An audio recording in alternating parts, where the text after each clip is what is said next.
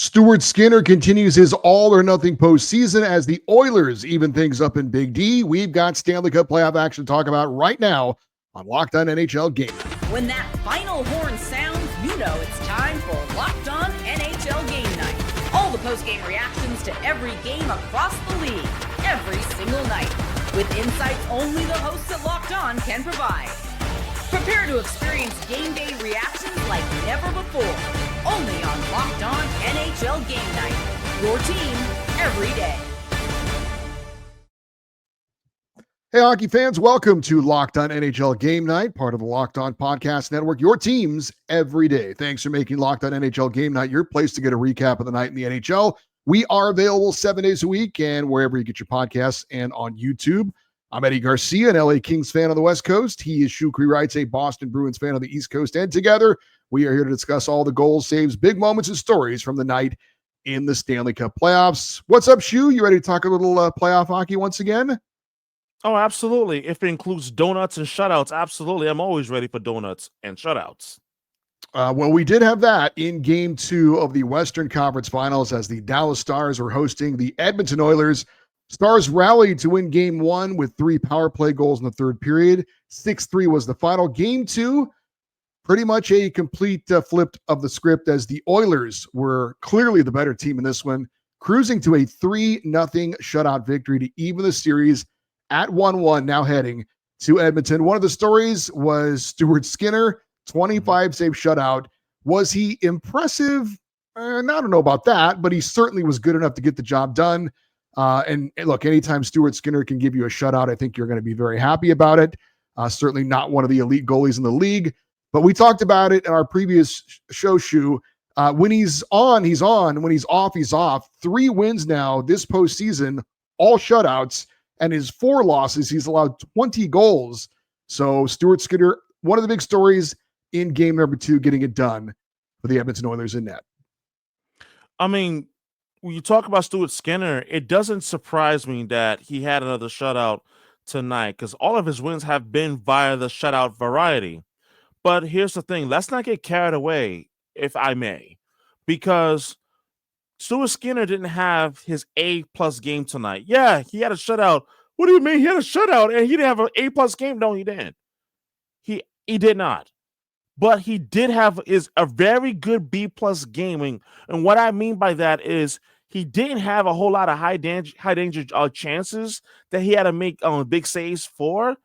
But instead, his team in front of him did a pretty good job, defending in front, taking away those shooting lanes against the Stars and so forth, which eliminated those high danger chances for Stuart Skinner. And kudos to Skinner, he made the stops that he needed to make. But as far as like for me being overly impressed, I'm not. But did he have a key game for the Edmonton Oilers to bounce back from in order for the Oilers to come back to Edmonton being split 1-1 instead of being down 0-2? Absolutely. But I'm not getting carried away. I thought Stuart Skinner has continued to look like the feast of famine type of goaltender throughout these playoffs, which is when he's good, he'll give you a shutout, and that's been the case so far. But when he's bad, he's been downright treacherously bad. Yeah, he was good, not great in this game, but he only needed to be good. The Dallas Stars did not put enough pressure on him where he needed to be great, and that is certainly a testament to the Oilers' defense as well. They didn't give the Dallas Stars a lot of great opportunities to get scoring chances. Another storyline in this game, from Game 1 to Game 2, special teams. The Dallas Stars 3 for 4 on the power play in Game 1. It was a huge reason why they were able to come back and win. 0 for 2 in game number 2, while the Oilers get a power play. So the special teams battle in Game 2 goes to Edmonton as well. And that's been a huge point of the success for the Dallas Stars, power play.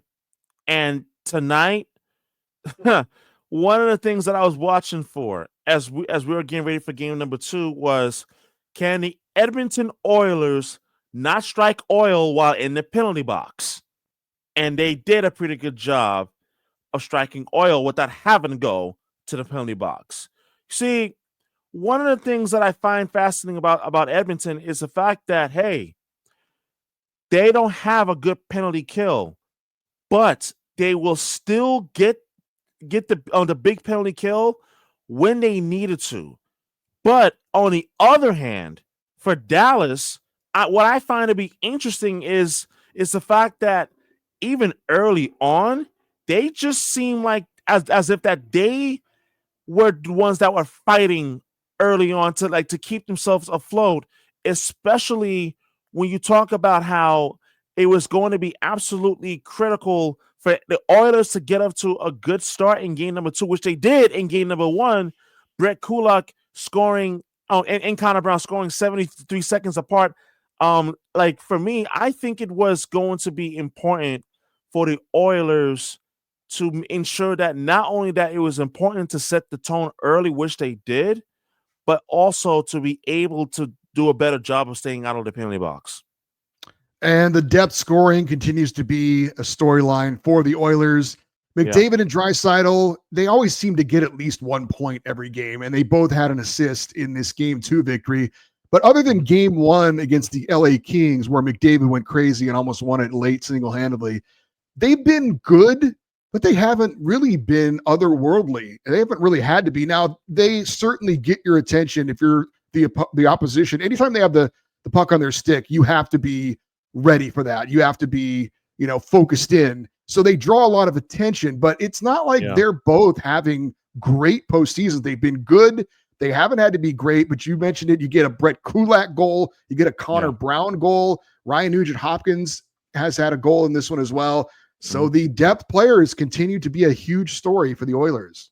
And that's something that is a blessing for the Edmonton Oilers because, yes, you have two of the very best players in the world, but it's not just the Connor McDavid and Leon Draisaitl show in Edmonton. You have the depth pieces that are there. You have the Connor Brown, who also had important moments of last year's Stanley Cup final run for the Edmonton Oilers. You have Ryan Nugent-Hopkins. You as well as have Brett Kulak, and I've talked about Evander Kane in previous shows that we've done together during this playoff run. But I also want to give credit where credit is due, and this is what's interesting to me. Leon Draisaitl, he has had a knack now for hitting 20 points in a singular playoff season multiple times. He's now done it 3 times, in which that he had a secondary assist on the Ryan Nugent-Hopkins opening goal, and he now has had 20 points in a single postseason in which that there's only 3 other European-born players in the history of the NHL to have accomplished this feat more than Draisaitl. And guess who it was? It was Jari Kurri. He did it 6 times. It was Sergei Fedorov and Nikita Kucherov, both who have done it 4 times. So in the postseason where Draisaitl is still putting up numbers, he hasn't been dominant, but he hasn't had to be dominant because of the supporting cast that has been there for the Edmonton Oilers. We do have an update from one of our local hosts. Let's check in on the losing side of this one with the host of Locked On Dallas Stars. Dallas Stars were shut out for the 4th time this postseason after falling to the Edmonton Oilers in Game 2 by a final score of 3-0 as the Oilers tie up the series heading to Edmonton for Game 3. And out of all the games that the Stars were shut out, this is probably their best game. Not that that means much, but Dallas just struggled to execute on some of their chances. They had chances, but not a ton of quality looks on Stuart Skinner, who was good when they needed to. And credit to Edmonton, they were very, very good tonight. But what's really concerning is Roope Hintz may be out for long-term or out for the rest of the series. We don't know. He did not return after taking that slash from Darnell Nurse, and that's the Stars' #1 center. That's more concerning more than anything, although the Oilers have outplayed Dallas so far in each of the first 2 games, despite Dallas winning Game 1. So a lot of question marks heading into Game 3 for Dallas, especially Roope Hintz. And thanks to Joey Erickson, the host of Locked On Dallas Stars, for that report. Certainly he is correct. Roope Hintz slashed on the foot by Darnell Nurse, who got a 2-minute slashing penalty on that one. Hintz left the ice and did not return. Wasn't putting any weight on his foot as he left the ice as well. So that's certainly a concern, but not the only concern from the Stars. Jason Robertson is clearly not 100%. I know if you're good enough to play, you're good enough to be held accountable for your performance, but no goals in 8 playoff games so far since coming back from injury. Missed the entire first round against Colorado. Wyatt Johnston has not been very good. He's a -15 this postseason. Had a breakaway shorthanded in this one and wasn't able to pull the trigger. So some of the key players, if Rope Hintz is out as well, some of those other guys need to start stepping up. And it's just not happening right now for Dallas. I thought the depth was going to be one of their strengths this postseason, but it's not really showing itself so far, certainly in this series. And it certainly hasn't. And if the Stars are going to win this series, their depth pieces are going to have to step up huge, and potentially with the injury that is to Rope Hintz, how long will he be out for? We as of this recording, we don't know exactly how long he'll be out for, but it looked like it was a pretty serious injury considering that it was a slash from Darnell nerves. But as you mentioned, the lack of contribution from other players not named Mikko Rantanen has been a concern. And if they're going to beat Edmonton, as I mentioned, you need other guys to step up as well. And Edmonton being able to play a sound defensive game is also doing themselves a favor in that regard to ensure that you don't need other guys to step up as well if they can. All right. Will the Carolina Hurricanes finally snap their conference finals losing skid? We'll talk about that next here on Locked On NHL Game Night.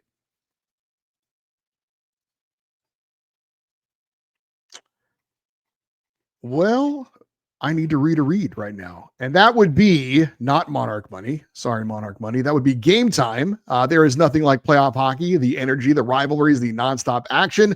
With the Stanley Cup playoffs heating up, there has never been a better time to see it live, and Game Time makes getting in the building fast and affordable. Game Time gives you last-minute ticket deals, zone deals for deep discounts, and panoramic seat views, and all-in pricing with no hidden fees. Plus, ticket prices often drop the closer you get to puck drop, so you can score big without overpaying. See my exact seat before I check out. That gives me total confidence I'm going to get a good seat.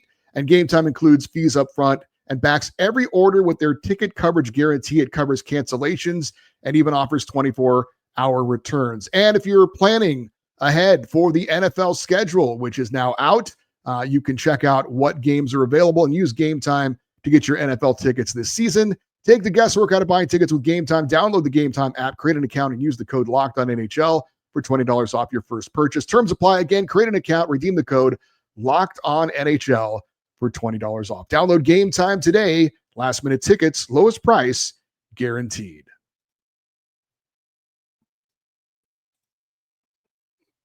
All right, coming up on Saturday, it is game number 3 of the Eastern Conference Finals as the Florida Panthers, the defending Stanley Cup champs, will now be hosting the Carolina Hurricanes, and Florida has looked very good, winning the first 2 games of this series on the road. They take game 1 5-2, take game 2 5-0.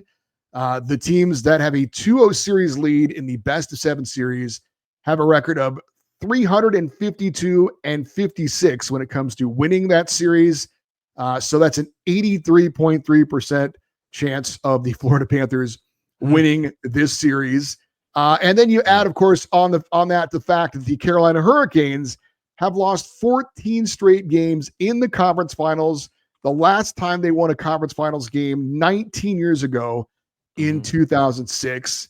Carolina also came into this series 5-0 at home. They then lose both games on home ice to start this off, and they've been outscored by a score of 10-5. Other than that, everything is going great for the Carolina Hurricanes. But clearly, this is a huge, huge game for Carolina. Anytime it's not an elimination game, I guess it's not a must-win. This feels like a must-win for Carolina. And they haven't looked great so far on the series. They're going on the road against the defending Stanley Cup champs. It's a tall order, but it's all about getting a Game 3 victory for Carolina. If they lose this, then the series, it's not officially over, but it's over.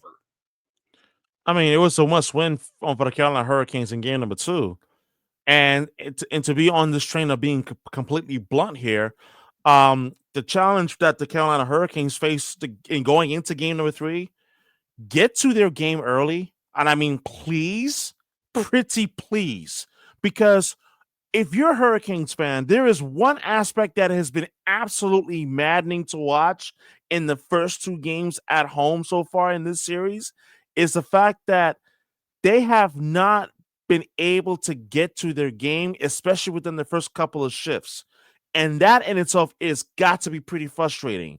Like the Hurricanes, they were overwhelmed by the forechecking of the Florida Panthers in the first period in game number 2. and that the Panthers were able to build a 3-0 lead after 20 minutes. That is exactly what I'm talking about. And early deficits have been a problem for the Hurricanes. And even going back to game number 1, they fell behind 2-0 in that first period. So for me, I just think that if you're the Hurricanes, you have got to find a way to reestablish who you have been in these playoffs and do it early. Because once they get behind the 8-ball, there's really no stopping that 8-ball from rolling. Because once that Florida Panther train starts to roll, choo-choo, like, good luck. Because Carolina has had absolutely no answer. And the thing is that the Panthers, they excel in a type of game where that they're able to break the puck out of their zone. Carolina, they have not been able to do that successfully, and that has been a big component as to why they've struggled so far, and that's something that's going to have to change to start game number 3 on Saturday. Yeah, and what makes the Florida Panthers so difficult is they'll play any style you want to play and do it better than you. If you want to play a hard-nosed physical style, they'll do that. If you want to play an up-and-down game, they'll do that. They did that better than the Tampa Bay Lightning in round 1. So it makes it so difficult. And plus, if you're Carolina, it's not like there's 1 or 2 guys that you can key on. And if you can take them out, then you've got an advantage. 18 different Panthers have scored this postseason. They're getting it done from a whole slew of different players. Sam Bennett, though, is leading the way. I think he has definitely asserted himself into the Conn Smythe Trophy discussion at this point with 9 goals this postseason, tied with Mikko Rantanen for the playoff lead. And of course, he's a UFA at the end of this and is going to get paid by somebody. But it's just all rolling right now. And then if you are Carolina and if you are able to get some decent scoring chances, oh, by the way, you've got a former Vezina Trophy winner and a Stanley Cup winning goalie in net to be the last line of defense. And Sergei Bobrovsky hasn't, been phenomenal, but he hasn't had to be. When he's had to make a key save, he's made a key save. So it's working all right now for Florida. But I think you're right. For Carolina, it's just got to be one shift at a time, and it's got to start with that first shift. You've got to come out hard. You've got to try and force the action as much as you can, but it's going to be 3 solid periods of hockey for Carolina. It has to be for them to try and get this game 1 win and see if you can go from there. Game 3 victory, I should say. But this is a huge game, a huge game for Colorado. They've got a lot of things working against them. History is not on their side. Taking on the defending Stanley Cup champs, not on their side. So it's going to be a tall order. There's no doubt about it. I'll make no mistake about it, and it doesn't help matters the fact that the Hurricanes, they have some serious injury concerns going into game number 3. Sean Walker, he left in the third period of game number 2. He took an open ice hit from AJ Greer of the Florida Panthers, and then on top of that, forward Seth Jarvis, he didn't play in the final 8 minutes and 5 seconds of game number 2 after he took that hit from Niko Mikkola, the defenseman for the Florida Panthers. So I do think in terms of health, there are some concerns for the Hurricanes, but as far as the Panthers are concerned, and I agree, they have so many different methods and ways that they can beat you, which makes part of the reason why in the last 2 years in the postseason they have been so difficult to beat. It is because you want to play a north-south type of style of game, you can. If you want to, play like run the gun and try to outscore the team, they can also play that style. But their fundamental game, which makes them far way better than everyone else, is they do the little things great, and those things absolutely matters. And I think for Carolina, they're going to have to really figure this out, especially on the blue line, where the first 2 games of this series, they have certainly missed Jalen Chatfield as well. And I do wonder, going into game number 3, are there any sort of adjustments that Rod Brind'Amour of the Carolina Hurricanes head coach is going to make to atone for not having Jalen Chatfield for the first couple of games and so forth? Brind'Amour did say that he thought that Seth Jarvis would be able to go in game number 3. We'll see. There is also an injury concern for Florida, one of the few things they're concerned about, but standout forward Sam Reinhart took that dirty-ish hit from Sebastian Aho in game 2 where he was kind of hit into the knee. Still no update on his condition after the game, after game 2. Paul Murray said that they were hoping it wasn't as bad as it looked, but that they were concerned. I'm guessing he's not going to play in game 3. The Panthers are up 2-0. There's no need to push Sam Reinhart back into a situation where he's a guy that they will need if they make it onto the Stanley Cup final. And they're probably going to be thinking a bit big picture as well. But that's probably the only concern right now for Florida is the status of Sam Reinhart. We've got game night Q&A, including which playoff coach gets a thumbs up and which playoff coach is getting a thumbs down. We will talk about that and more on Locked On NHL Game Night.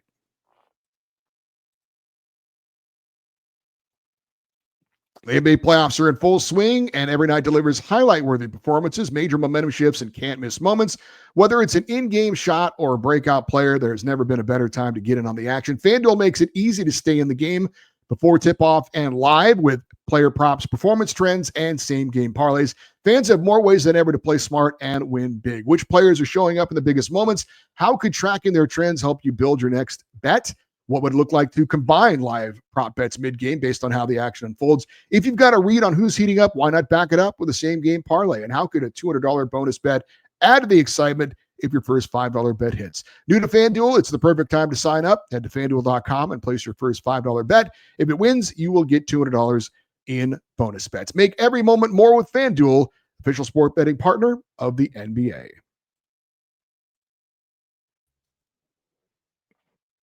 All right, time to play some Locked On NHL Game Night Q&A with Eddie and Shu. And Shu, we'll start it off with this. Which player not named Mikko Rantanen has been the biggest trade deadline addition for a playoff team this postseason? Easily Brad Marchand for the Florida Panthers.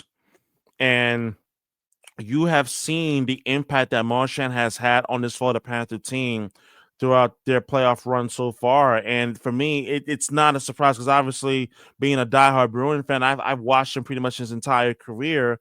And obviously up until like when he was traded to the Panthers back in March, like the type of game that he brings forth. And it's funny because I was actually talking about this with a friend of mine the other night about Marchand. He's in the perfect situation, in the perfect role on that third line, which has made Florida even more dangerous considering that, yes, he's older, but he's still an offensive threat, of a legitimate offensive threat, in which that he can contribute in so many different ways. He's obviously one of the great pests in the history of the NHL, a surefire Hall of Famer. But for me, the Panthers going out and acquiring Brad Marchand from the Boston Bruins, painful as a Bruins fan, but I knew immediately that this just made the Florida Panthers all the more dangerous come playoff time. And here they are in the Eastern Conference Finals, up 2-0 against Carolina. I'm going to stick with, that's a good answer, by the way. I don't have any problem with that at all, but I'm going to stick with the same team and a little bit different. Now I am cheating a little bit because it wasn't a deadline acquisition. It was about a week before the trade deadline, but I'm going to go with Seth Jones, the defenseman for the Florida Panthers. 25 minutes a night. He's got 3 goals, 3 assists. He's a +8. He's had to carry the load with a couple of different Aaron Ekblad suspensions to start the playoffs. And he's not only an addition that has helped Florida this season, but with Ekblad probably leaving in free agency, he then slides in to be that number 1 guy on the blue line for Florida for many years to come. So I'm going to go with Seth Jones as the big pickup at the trade deadline, not named Mikko Rantanen. All right, Shu, which coach this postseason has done the best job? Which coach have you been most impressed with? And which coach has done the worst job? Interesting opinion. And that's going to certainly create conversations on YouTube. My answer, I'm going to go with Marty St. Louis with the Montreal Canadiens. And my answer is Marty St. Louis for this reason and this reason only. Him leading a young Montreal Canadian team to the playoffs that had never, I wouldn't say never played in the postseason, but they have had such little experience since 2021 getting to the Stanley Cup Finals, that his leadership and the way that he was able to steward that ship, I thought it was pretty impressive to watch, even though they ultimately lost to the Washington Capitals.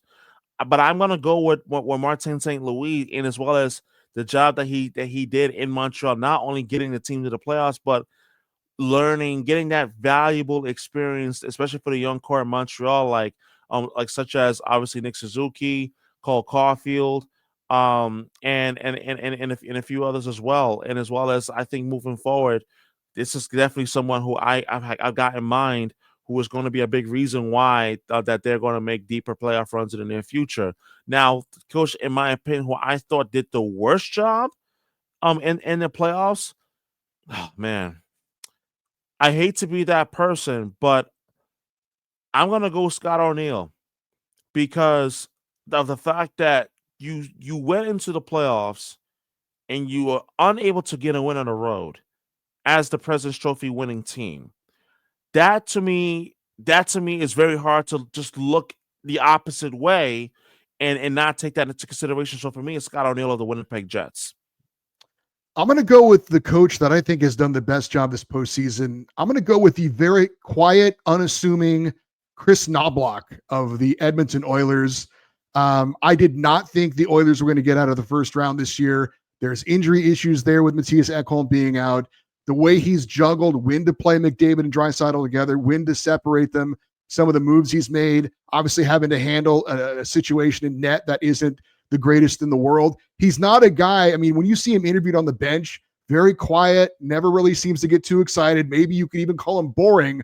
All I know is he seems to pull the right strings, and he's got the Oilers back in the Western Conference Finals once again. For the worst job, I'm going with the head coach of my favorite team, the LA Kings. Jim Hiller was terrible in that first round, had a terrible coaching challenge for a goalie interference. His teams absolutely played a terrible strategy in the third period of games 3 and 4. And he did not use his bench well at all. I think Jim Hiller did the worst job of any coach in the playoffs this postseason. Speaking of coaches, we still have 3 head coaching vacancies to fill in the NHL. Pittsburgh, your Boston Bruins, and the Seattle Kraken. Which of those 3 jobs would you say is the most attractive of those positions? The most attractive, I would say I'm going to go Bruins, because I do think there's a part of me that still believes, even though I have absolutely zero faith in the Bruins front office. I'm talking about Don Sweeney in particular, who just got a new 2-year contract extension just within the last day or so ago. I think if you just look at the roster that could potentially be starting on opening night next season for the Bruins, I think that this is a team, if they have the health and the players do actually perform up to the level that they're capable of performing, I do think that the Bruins are an attractive team that could maybe return to the playoffs next season. So I would definitely think that's got to be the most attractive head coaching destination participants, or the most attractive head coaching opening available right now. Least attractive, it's going to stir some controversy, but I am going to go with Pittsburgh. I'm going to go with the Penguins, and the reason is because it's got nothing to do with Sidney Crosby. It's got nothing to do with Evgeny Malkin. It's got nothing to do with Chris Letang or Eric Carlson. It's got nothing to do with them. But my respect level for Kyle Dubas in terms of his plan is at a 0. Like, what is the plan in Pittsburgh? Last summer, I even said it myself that on a different platform that this team didn't get better. This team, you could say, kind of got worse, and they kind of did get worse this past season. So I have a lot of, if I was a prospective head coach, I would have a lot of question marks for the Pittsburgh Penguins. So for me, it's without question Pittsburgh. I'm going to go with Seattle, actually. They got a new GM in there in Jason Botterill. I think he's going to want to impress. He's going to hire his own head coach and give that coach a lot of room to do his thing. I think they're probably a little bit better equipped as far as what they're looking to do in the near future. Pittsburgh, I think, is going to go long-term rebuild. I wouldn't be surprised if Boston does the same. I think that's why Mike Sullivan left Pittsburgh, by the way. He didn't want to go through a rebuild. He wanted to go somewhere where he could win right away. I think Seattle probably is in a better position where they got a new GM. I think he wants to impress. He's going to go out and make some moves. And I think they're probably looking to turn it around a lot quicker than either Pittsburgh or Boston. All right, one final question. Of the general managers of teams that did not make the Final Four, what GM do you think did the best job this season? Again, of teams that didn't make it to the Final Four. That's a great question. I think for me, the one GM that did its best job despite not making it to the Final Four.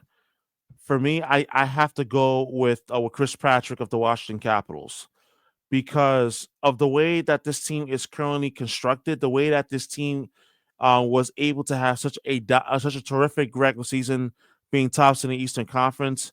And even now, if you ask me, what do I think they need to do come this summer? Honestly, this is one of the rare instances that I would say that the Capitals, Chris Patrick, he does not need to do a whole lot, if really much, a whole lot of tinkering. So I do think that for me, it's Chris Patrick. I thought he did a tremendous job with the Capitals. I like that answer. I'm going to go with Doug Armstrong of the St. Louis Blues. Had those 2 offer sheets that he stole away a couple of young former number 1 picks away from the Edmonton Oilers and Dylan Holloway and Philip Broberg. Those guys both were great for the Blues this year.